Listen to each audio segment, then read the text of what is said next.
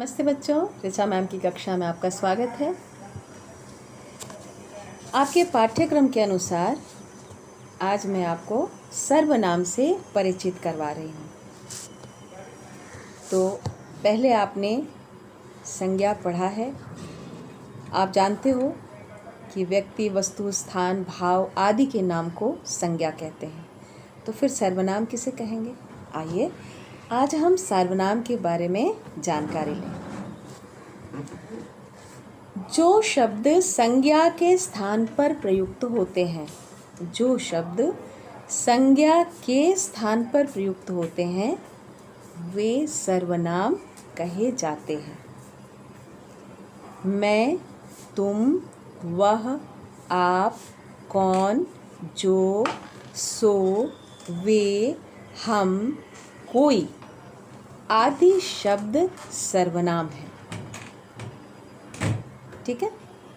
तो जिन शब्दों का प्रयोग संज्ञा के स्थान पर करते हैं उन्हें सर्वनाम कहते हैं। मैं, मेरा नाम हो सकता है। तुम, तुम्हारा नाम हो सकता है। वह, किसी और चीज़ का नाम हो सकता है। आप, जो आप हैं उनका भी नाम हो सकता है। कौन, प्रश्न पूछा गया कौन आया है, दरवाजे पर कोई खड़ा है, उसका नाम हो सकता है। तो इस प्रकार जितने भी नामों के बदले में हम दूसरे शब्दों का प्रयोग करते हैं उन्हें सर्वनाम कहते हैं। ठीक है। सर्वनाम के भी भेद होते हैं। कितने भेद हैं? इसके 6 भेद हैं। कितने हैं? 6 भेद हैं। पुरुषवाचक सर्वनाम, निजवाचक सर्वनाम, अनिश्चयवाचक सर्वनाम, संबंधवाचक सर्वनाम, प्रश्नवाचक सर्वनाम, निजवाचक सर्वनाम। अब इन 6 भेदों के बारे में छोटी छोटी जानकारी ले लेते हैं।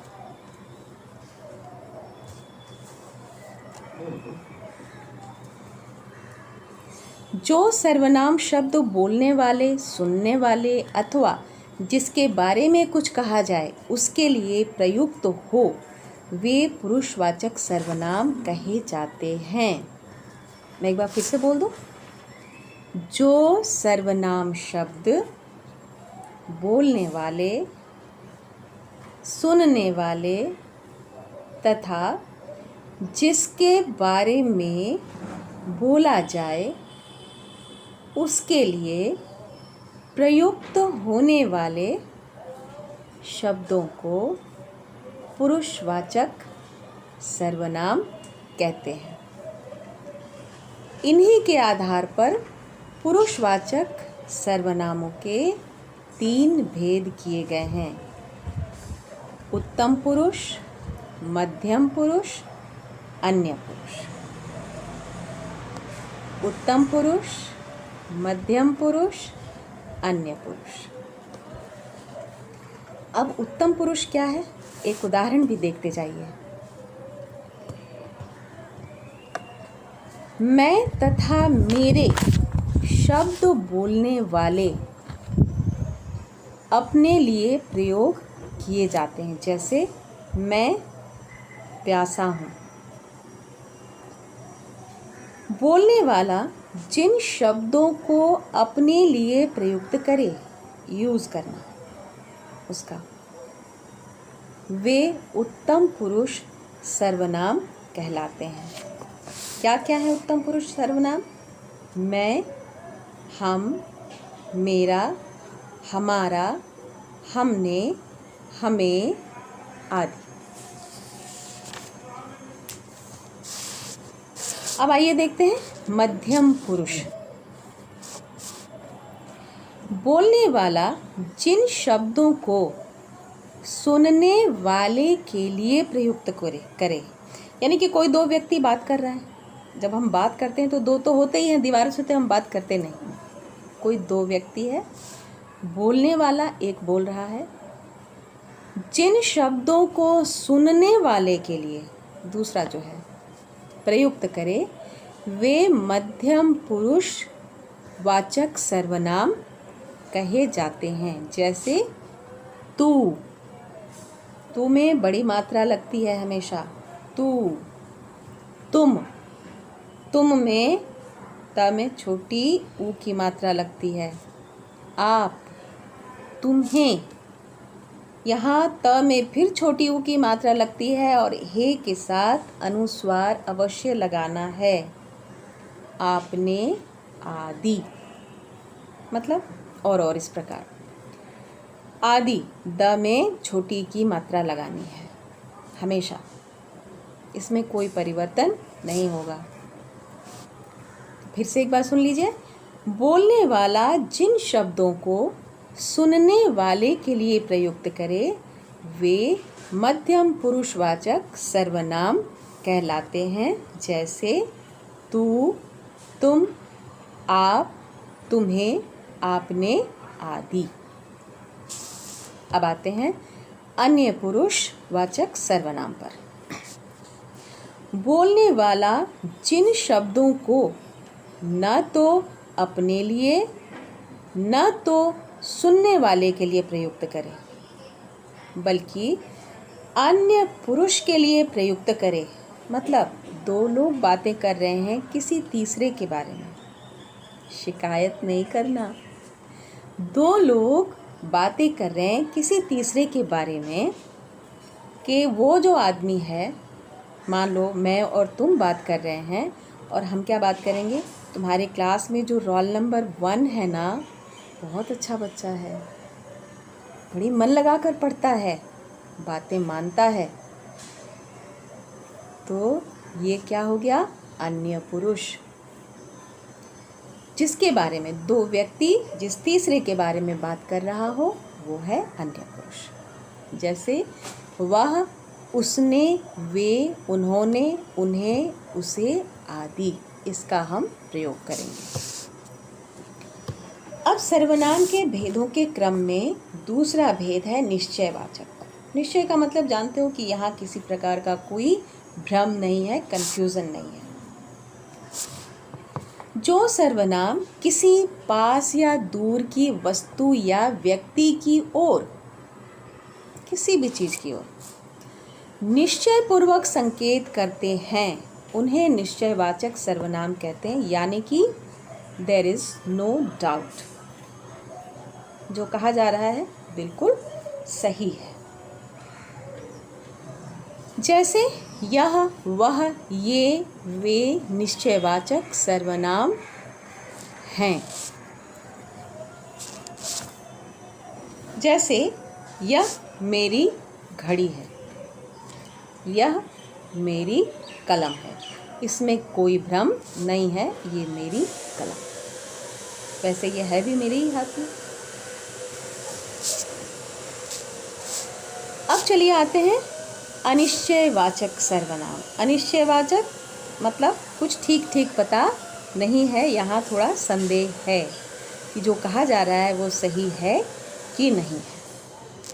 जो सर्वनाम किसी निश्चित व्यक्ति या वस्तु की ओर संकेत न करे, स्पष्ट नहीं हो रहा, जिससे किसी निश्चित व्यक्ति या वस्तु का बोध न हो। बोध का मतलब है आपको जानकारी दिलाने वाले शब्द, नहीं पता चले। जैसे दरवाजे पर कोई खड़ा है, कौन खड़ा है नहीं पता है, कोई आया होगा, किसी ने बेल बजाया है या किसी ने खटखटाया है, नॉक किया है, अब जाकर देखना पड़ेगा कौन है। अनिश्चयवाचक सर्वनाम कहा जाता है जैसे कोई, कुछ, किन्हीं को, किसी को। वे हाथ में कुछ पकड़े हुए थे, ये वाक्य है, वे हाथ में कुछ पकड़े हुए थे। क्या पकड़े हुए थे? अब सवाल ये खड़ा होता है कि वे हाथ में कुछ पकड़े थे तो क्या पकड़े थे, निश्चित नहीं हो रहा है ना, कुछ भी पकड़ रखा होगा उन्होंने। अब आते हैं संबंधवाचक सर्वनाम। अनिश्चयवाचक के बाद संबंधवाचक सर्वनाम। संबंध का क्या मतलब है? रिलेशन बताना। जो सर्वनाम शब्द वाक्यों में किसी दूसरे सर्वनाम से संबंध बताता है वह संबंधवाचक सर्वनाम कहलाता है। जैसे जो, जिन्होंने, जैसा, जिसने। अब एक उदाहरण लीजिए। जो अभ्यास करेगा सो अवश्य जीतेगा। जो मन लगाकर पढ़ेगा उसको अच्छे अंक मिलेंगे। जो बात मानेगा वह आज्ञाकारी कहा जाएगा। सब कुछ आपके लिए, ठीक है। तो ये है संबंधवाचक। जो और सो, इसमें उदाहरण होता है। जो दौड़ेगा सो जीतेगा, ठीक है। तो ये हुआ संबंधवाचक सर्वनाम। अब आते हैं प्रश्नवाचक सर्वनाम। ये तो बिना बताए आपको आता है ना। किसी से कुछ पूछ लो, भाई तुम्हारा नाम क्या है, आप कौन हैं, आप कहाँ जा रहे हैं, आप क्या कर रहे हैं, आप क्यों कर रहे हैं, 1000 प्रश्न हैं। प्रश्नों की झड़ी लग जाती है, प्रश्न का कोई अंत नहीं है। तो जिन सर्वनाम शब्दों का प्रयोग प्रश्न पूछने के लिए किया जाता है वे प्रश्नवाचक सर्वनाम कहे जाते हैं। जैसे कौन, क्या, किसने, किसे, किससे आदि, है ना। आप जरा 10-15 सवाल लिख लीजिएगा तो प्रश्नवाचक सर्वनाम सभी को ठीक तरह से आते हैं, बिना बताए हुए भी, है ना। अब चलें निजवाचक सर्वनाम की ओर। जो सर्वनाम वाक्य के कर्ता के साथ अपनापन, कर्ता काम करने वाला, मेन आदमी, जो सर्वनाम वाक्य के कर्ता के साथ अपनापन बतलाने के लिए आते हैं उन्हें निजवाचक सर्वनाम कहा जाता है। जैसे आप, स्वयं, खुद, अपने आप आदि। जैसे गांधी जी अपने पत्रों का जवाब अपने आप देते थे, स्वयं देते थे, खुद देते थे, ठीक है। तो ये है निजवाचक सर्वनाम। और बच्चों याद रखने की ज़रूरत है कि सर्वनाम बड़ा महत्वपूर्ण है। भाषा में गति आती है इसकी वजह से, बोरियत नहीं होती। वरना आपको एक अनुच्छेद लिखने दिया जाए कि आप राम का चरित्र चित्रण करो। राम एक महापुरुष थे, राम एक अवतारी पुरुष थे, राम इस धरती पर आए, राम ने मर्यादा की स्थापना की, राम ने इस दुनिया को जीवन के बहुत सारे रहस्य समझाए। तो इतनी बार राम राम राम जो आने लगेगा ना, तो दूसरे सारे बातों से आपका ध्यान हट जाएगा और आप सिर्फ राम राम राम राम राम करते रह जाओ। तो वो एक रचना हो जाएगी, अनुच्छेद आप नहीं लिख पाओगे। जैसे गाय एक चौपाया पालतू जानवर है, गाय के 4 पैर होते हैं, गाय की लंबी पूंछ होती है, गाय हमें दूध देती है। लेकिन आप अनुच्छेद जब लिखते हो तो सर्वनाम के विभिन्न शब्दों का प्रयोग करके अपने अनुच्छेद को गतिपूर्ण बना सकते हो, अपनी बात को बहुत कलात्मक ढंग से प्रस्तुत कर सकते हो, ठीक है। आप पढ़िए, आप थोड़ा इसको अपनी किताब से पढ़ के समझना है, अभ्यास करना है, क्योंकि पढ़ाई बिना अभ्यास के संभव नहीं है। फिर मिलते हैं।